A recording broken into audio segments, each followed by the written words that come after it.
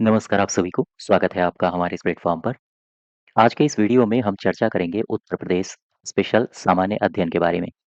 आपको पता होगा आपकी जो परीक्षाएँ लगी हुई हैं, चाहे लेखपाल की परीक्षा हो या फिर जूनियर असिस्टेंट की हो या स्टेनो की परीक्षाएँ हों, हर परीक्षा में सवाल पूछे जा रहे हैं यूपी स्पेशल से 20 अंकों के और काफ़ी गहराई से पूछे जा रहे हैं इस समय। साथ ही साथ करंट अफ़ेयर्स भी काफ़ी महत्वपूर्ण है, योजनाएँ उत्तर प्रदेश की और उत्तर प्रदेश सरकार द्वारा जारी की गई नीतियाँ, सभी से सवाल पूछे जाते हैं। तो चलिए हम लोग शुरुआत करेंगे यूपी स्पेशल में जिलावार, ठीक है? जिलावार अध्ययन और ये एमसीक्यूज़ के फॉर्म में देखेंगे। जिस प्रकार से आयोग आपसे सवाल पूछ रहा है, कुछ उसी प्रकार के एमसीक्यूज़ डिस्कस करेंगे, ठीक है? हम लोग डिस्कस करेंगे आज सहारनपुर से संबंधित जितने भी सवाल बन सकते हैं, उन सबको। लेकिन इसको शुरू करूँ लेकिन उससे पहले मैं 2-3 जानकारियाँ आपको दे देता हूँ। अगर आप लेखपाल की परीक्षा की तैयारी कर रहे हैं, तो आप हमारे एप्लीकेशन में आ सकते हैं, वहाँ पर इसका बैच चल रहा है। और आप इस बैच से जुड़ने के लिए लेखपाल 2025-26 बैच से जुड़ने के लिए KD25 कूपन कोड का आप इस्तेमाल कर सकते हैं, ठीक है? इसमें टाइप्ड नोट्स आपको प्रोवाइड कराए जा रहे हैं, साथ ही साथ रिकॉर्डेड वीडियोज़ भी दिए जा रहे हैं। और इसके अलावा अगर आपको कुछ अन्य बैचेज़ से जुड़ना हो, तो हिस्ट्री स्पेशल बैच भी आपको मिल जाएगा, ठीक है? ज्योग्राफी स्पेशल बैच मिल जाएगा, यूपीजी के कंप्यूटर स्पेशल बैच मिल जाएँगे। तो एप्लीकेशन में ये सारे के सारे बैचेज़ आपको अवेलेबल हैं। चलिए शुरुआत करते हैं क्वेश्चन नंबर 1 से। अच्छा इसकी पीडीएफ आप कहाँ से डाउनलोड करेंगे? पीडीएफ एक तो एप्लीकेशन में मिल जाएगी, जो आपका बैच चल रहा है लेखपाल का उसमें भी पीडीएफ दिलवा दी जाएगी और साथ ही साथ टेलीग्राम चैनल से भी आप जुड़ जाइए, तो वहाँ इसकी पीडीएफ दे दी जाएगी, ठीक है? शुरू करें? क्वेश्चन नंबर 1 में आ जाओ। कह रहा है कि सहारनपुर के संबंध में निम्नलिखित कथनों पर विचार करो और बताओ कि सही कथन कौन-सा है?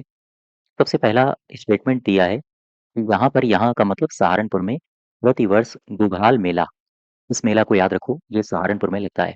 प्रतिवर्ष ये मार्च-अप्रैल में मनाया जाता है क्या? नहीं, ये गलत है।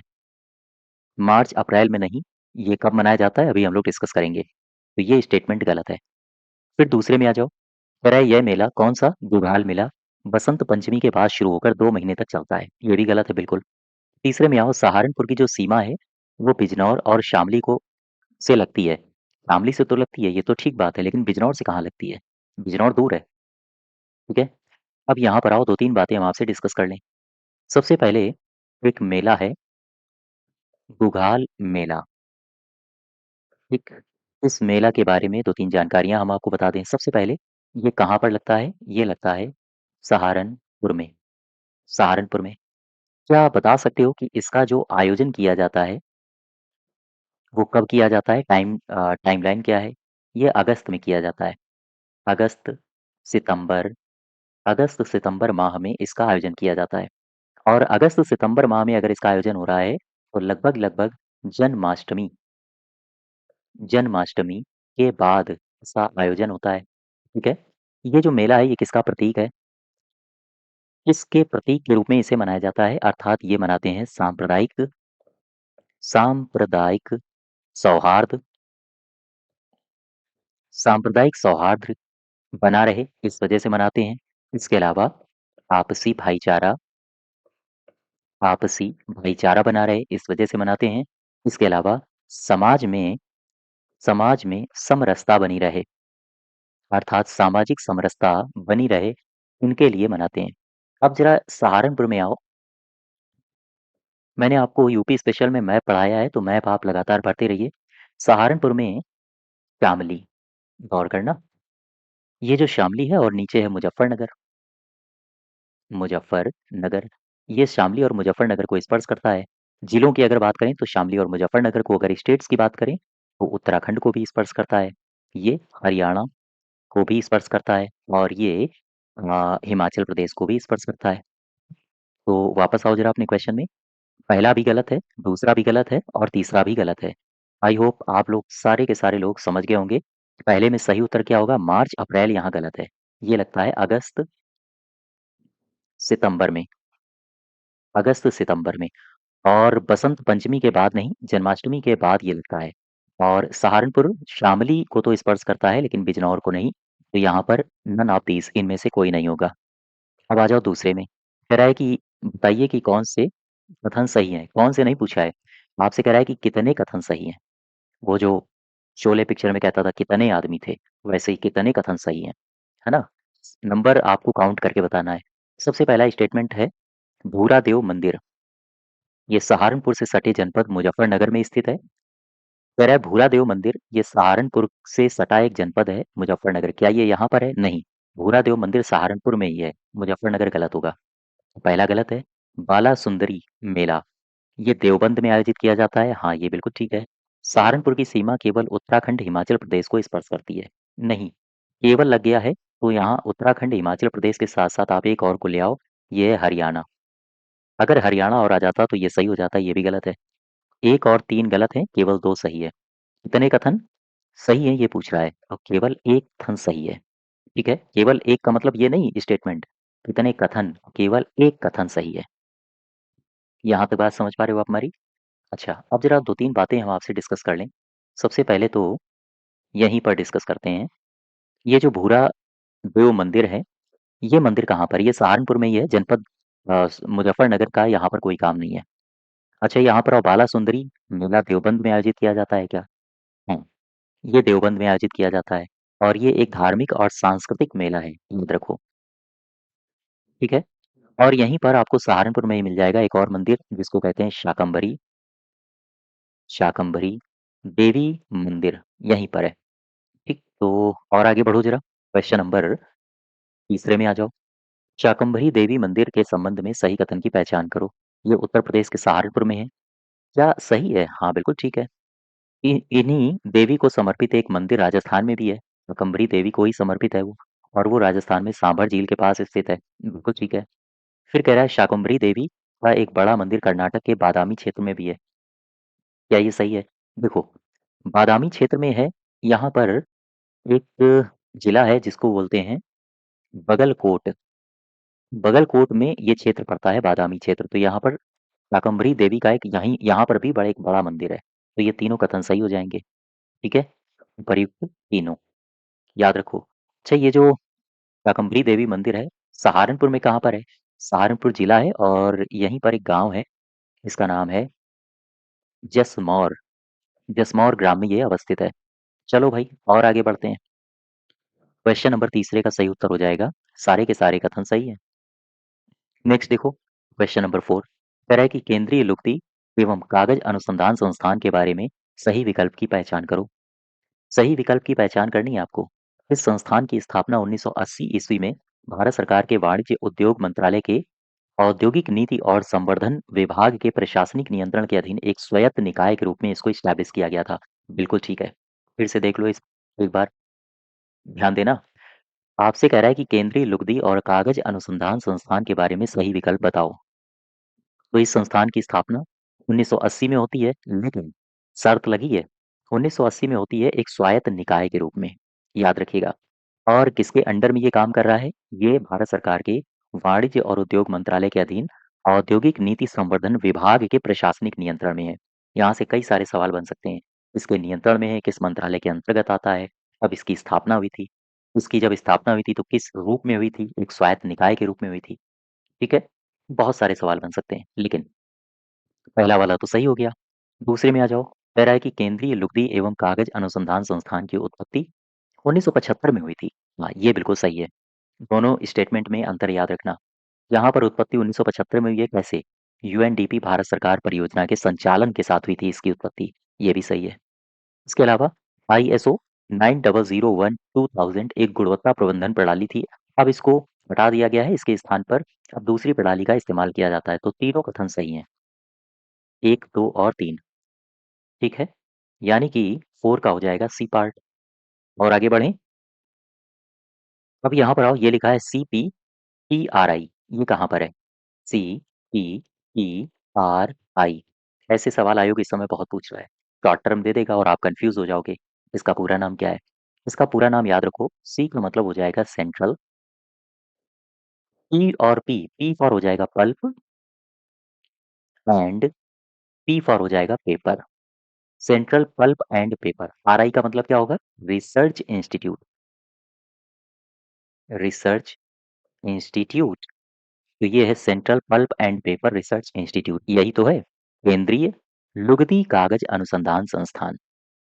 तो यही है, ये कहाँ पर है? ये है सहारनपुर में, ठीक? बी पार्ट सही हो जाएगा। और आगे बढ़ो, 6 नंबर में, निम्नलिखित में से इसके अथक प्रयासों एवं सक्रिय नेतृत्व के चलते अप्रैल 1951 में सहारनपुर में डाक एवं तार प्रशिक्षण केंद्र की स्थापना होती है। बताओ भाई, सवाल को एक बार फिर समझो। कह रहा है कि उस शख्स का नाम बताओ जिसके अथक प्रयासों से अप्रैल 1951, ये वर्ष भी याद रखोगे, अप्रैल 1951 में सहारनपुर में डाक एवं तार प्रशिक्षण केंद्र की स्थापना हुई। ये जनाब हैं रफ़ी अहमद किदवई साहब, ठीक है? रफ़ी अहमद किदवई साहब। अब उस समय 1951 की अगर हम बात करें तो इनके पास कई सारे विभाग थे, जैसे इनके पास परिवहन विभाग था, इनके पास नागरिक उड्डयन ये संभालते थे, साथ ही साथ ये संचार मंत्री थे और ये थे रफ़ी अहमद किदवई। रफ़ी अहमद किदवई साहब, इन्हीं के प्रयास से ये इस्टैब्लिश हुआ है, डाक एवं तार प्रशिक्षण केंद्र, याद रखोगे। अच्छा, कहाँ पर है ये? ये है सहारनपुर में। ये पार्ट इसमें सही हो जाएगा। और आगे बढ़ें? क्वेश्चन नंबर 7 में आ जाओ। कह रहा है निम्नलिखित में से सही विकल्प की पहचान करो। अब ये तीनों स्टेटमेंट आपके लिए महत्वपूर्ण है। कंपनी गार्डन, ये सहारनपुर में है।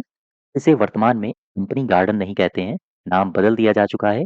इसे कहते हैं नेताजी सुभाष चंद्र बोस उद्यान। आपसे अगर पूछा जाए कि सुभाष चंद्र बोस उद्यान कहाँ है, तो यही है कंपनी गार्डन सहारनपुर में। पहला तो सही है। फिर दूसरे में आओ। सेकंड कह रहा है कि कुछ समय तक यह उद्यान मराठों के नियंत्रण में रहा था। बिल्कुल सही है। इसके बाद फिर 1817 ईस्वी में 17 ईस्वी के अंत तक ये ब्रिटिश ईस्ट इंडिया कंपनी के कब्जे में चला गया। ये भी ठीक है। दोनों स्टेटमेंट को फिर से समझो। मैंने क्या कहा? मैंने कहा एक गार्डन है, कंपनी गार्डन, ये कहाँ है? सहारनपुर में। अब इसका नाम बदला जा चुका है। वर्तमान नाम क्या है? नेताजी सुभाष चंद्र बोस उद्यान। ठीक है? तो ये पहला सही है। दूसरे में कह रहा था कुछ समय तक ये जो उद्यान था, ये मराठों के नियंत्रण में था। बिल्कुल ठीक है। लेकिन 1817 का अंत आते-आते ब्रिटिश ईस्ट इंडिया कंपनी ने इसको कब्जिया लिया था। तो ये भी ठीक है। फिर इसके बाद कह रहा है जिला गजेटियर के अनुसार ये जो उद्यान था, इसके पहले जो संस्थापक थे इनका नाम था इंतजाम उद उल्लाह। याद रखो, ये भी सही है। इनका नाम याद रखना, पूछा जा सकता है। यूपी स्पेशल में तो बिल्कुल आप एक-एक क्वेश्चन को तैयार करते चलें, क्योंकि इस समय आयोग बड़े अच्छे सवाल बना रहा है ना? तो पहला भी सही है, दूसरा भी सही है, तीसरा भी सही है। तो यहाँ कौन-सा हो जाएगा? तीनों, सी पार्ट, क्वेश्चन नंबर 7 का, ठीक है। अच्छा मैं ठीक है। क्वेश्चन नंबर 7वें का सी होगा। क्वेश्चन नंबर 8वें में आओ। कह रहा है, निम्नलिखित विकल्पों में से सही विकल्प की पहचान करो। सही विकल्प की पहचान नहीं करनी है। आपसे कह रहा है कि सही विकल्पों की संख्या बताइए। वही, कितने आदमी थे वाला।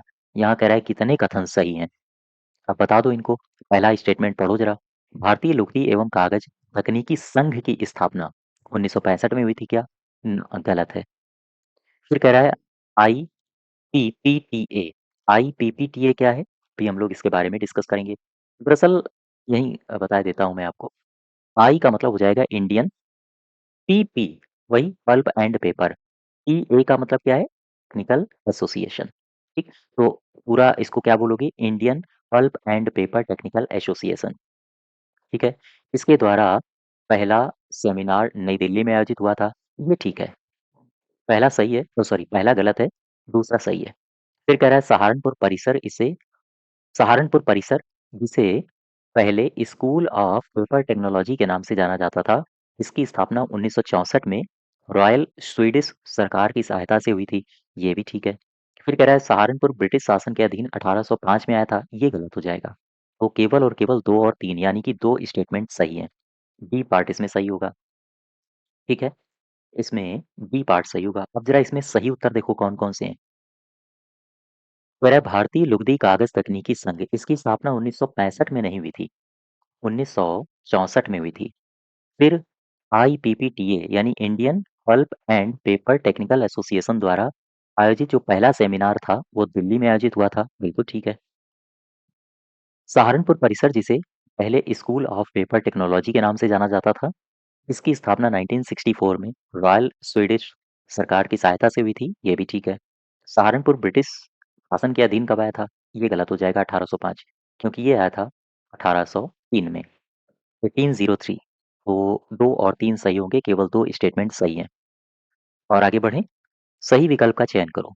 कह रहा है सहारनपुर के हिमालय की तलहटी से निकटता के कारण, गौर करना ज़रा, सही विकल्प का चयन करना है। सहारनपुर के, क्योंकि आप देखोगे उत्तर प्रदेश कुछ ऐसा है और यहीं से हिमालय शुरू हो जाता है, उत्तराखंड के ऊपर से, है ना?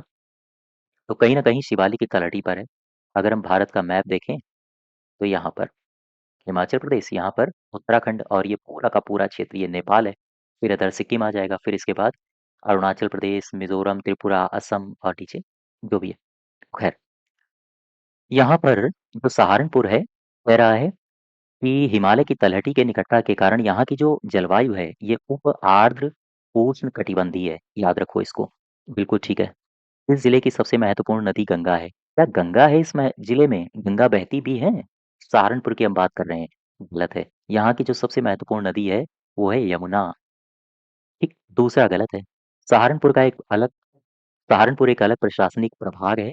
इसको 1995 में स्थापित किया गया था, ये गलत है। इसको 1997 में इस्टैब्लिश किया गया था। तो केवल और केवल एक सही है, डी पार्ट। फिर से समझ लो मैं क्या कह रहा हूँ।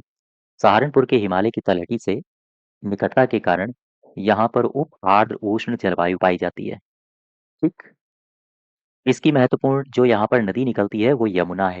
हालांकि और भी नदियां हैं, लेकिन जो मेन नदी है वो यमुना है। सहारनपुर एक अलग प्रशासनिक प्रभाग के रूप में 1997 में अस्तित्व में आया था। यहाँ तक बात समझ पा रहे हो? अब आगे बढ़ो जरा। क्वेश्चन नंबर 10 में, निम्नलिखित में से कौन सा जिला है जो हिमालय की तलहटी और ऊपरी गंगा के मैदानों के बीच एक रणनीतिक रूप से संक्रमण का क्षेत्र बनाता है? हिमालय की तलहटी और ऊपरी गंगा के मैदानों के बीच एक संक्रमण क्षेत्र बनाता है। तो प्रयागराज तो बहुत नीचे है। गोरखपुर भी ये पूर्वी उत्तर प्रदेश में आता है। वाराणसी भी पूर्वी उत्तर प्रदेश का हिस्सा है। कानपुर मध्य में आता है। तो सहारनपुर सही हो जाएगा, बी पार्ट। ठीक है, बी पार्ट। तो ये सहारनपुर से संबंधित कुछ एमसीक्यूज थे। इनके बारे में हमने आपसे डिस्कस किया। इसकी पीडीएफ कहाँ से डाउनलोड करोगे? एक तो आप टेलीग्राम में जाओगे, पीडीएफ मिल जाएगी। आप एप्लीकेशन में अगर आ रहे हैं तो बैच में आपको ये पीडीएफ प्रोवाइड करा दी जाएगी। ठीक है, चलिए आज यहीं तक रखते हैं। और अगर आपको बैचेस ज्वाइन करने हो तो ये बैचेस अवेलेबल हैं लेखपाल के लिए, आप इनको ज्वाइन कर सकते हो। धन्यवाद।